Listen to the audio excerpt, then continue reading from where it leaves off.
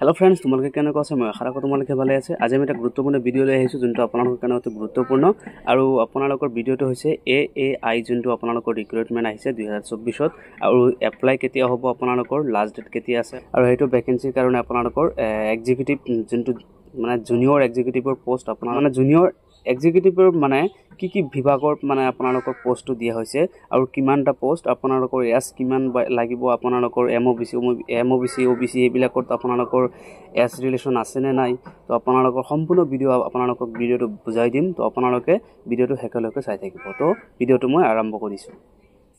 তো হেল্ল বন্ধুসকল, পোষ্টটো এপ্লাই কৰিবৰ কাৰণে আপোনালোকে আসাম কেৰিয়াৰত আহিব। আহিকিনে আপোনালোকে চাব AI ৰিক্ৰুটমেন্ট 2024 আৰু 490টা জুনিয়ৰ এক্সিকিউটিভৰ পোষ্ট আছে। আপুনি অনলাইন এপ্লাই কৰিব লাগিব। এটো আপোনালোকৰ এয়াৰপোৰ্ট অথৰিটিজ অফ ইণ্ডিয়া আপোনালোকৰ লাষ্ট ডেট আছে 1 তাৰিখ 5 মাৰ্চ 2024 ত। আপুনি কি আপোনাৰ জুনিয়ৰ এক্সিকিউটিভ পোষ্টৰ আপোনালোকৰ কি বিভাগত পোষ্ট আছে আপোনালোকে সম্পূৰ্ণ দেখাই দি আছো।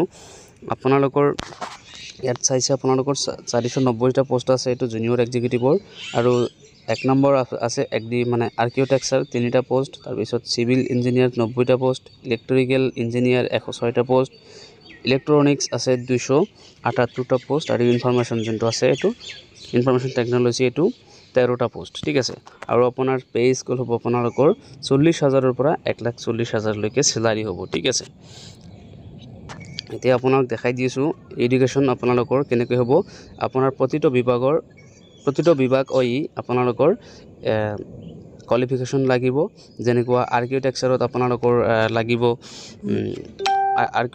লাগিব আপোনালোকৰ ঠিক আছে এই ব্যাচেলাৰ ডিগ্ৰী থাকিব লাগিব আৰু ৰেজিষ্টাৰ্ড কাউন্সিল একদি মানে আৰ্কিটেকচাৰৰ সাৰ্টিফিকেট লাগিব। সিভিল ইঞ্জিনিয়াৰৰ আপোনালোকৰ ইঞ্জিনিয়াৰিং টেকনলজি সিভিলত লাগিব। ঠিক আছে তাৰ পিছত আপোনালোকৰ ইলেক্ট্ৰনিক ইঞ্জিনিয়াৰৰ আপোনালোকৰ যোনটো লাগিব ডকুমেন্টস আপোনালোকৰ ইঞ্জিনিয়াৰিং লাগিব প্লাস টেকনলজি ইলেক্ট্ৰিক্যাল হলে হৈ যাব। ঠিক আছে ইলেক্ট্ৰনিক্সৰ আপোনাৰ আছে এটো আছে আপোনালোকৰ টেকনলজি আপোনালোকৰ ইলেক্ট্ৰিক্যাল বা স্পেশালাইজেছ আপোনালোকে যদি জানে ইলেক্ট্ৰনিক্সৰ বিষয়ে আপোনাৰ হৈ যাব।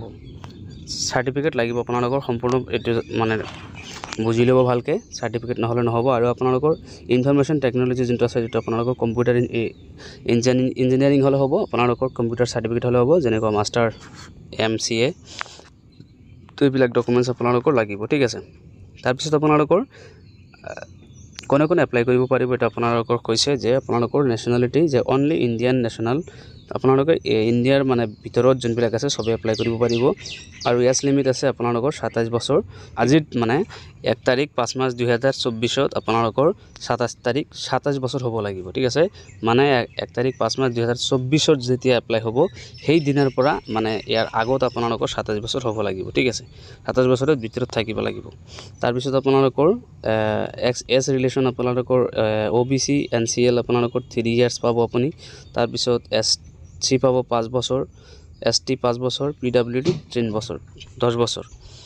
আপোনালোকৰ এপ্লিকেশন ফি আপোনালোকৰ কিমান লাগিব এপ্লিকেশন ফিজ আপোনালোকৰ SC ST আৰু ফিমেল আপোনালোকৰ নলয়। ঠিক আছে আৰু আপোনালোকৰ আদাৰ্স যেনেকুৱা যি জেনাৰেল তাৰ পিছত OBC MOBC এইবিলাকত আপোনালোকৰ 300 কৈ লাগিব। ঠিক আছে তাৰ পিছত PWD নালাগে, পেমেন্ট মোড অনলাইন হ'ব। আৰু আপুনি কেনেকৈ এপ্লাই কৰিব এপ্লাই ফাৰ্স্ট ডেট কেতিয়াৰ পৰা ষ্টাৰ্টিং হ'ব আপোনালোকক দেখাই আছো। আপোনালোকৰ ষ্টাৰ্টিং ডেট হ'ব আপোনালোকৰ 2 এপ্ৰিলৰ পৰা। ঠিক আছে আপোনালোকে 2 এপ্ৰিলৰ পৰা আপোনালোকে এপ্লাই কৰিব পাৰিব। আৰু এটো হ'ল আপোনালোকৰ এডভাৰটাইজমেন্ট আপুনি চাব পাৰে এডভাৰটাইজমেন্টখন আৰু এটো অফিচিয়েল ওয়েবসাইট। ঠিক আছে তো আপোনালোকৰ 2 এপ্ৰিলৰ পৰা আৰম্ভ কৰি আপোনালোকৰ 1 মে লৈকে এপ্লাই চলি থাকিব অনলাইন আৰু ইণ্ডিয়াৰ সকলো ঠাইৰ পৰা আপুনি অনলাইন এপ্লিকেশন কৰিব পাৰিব।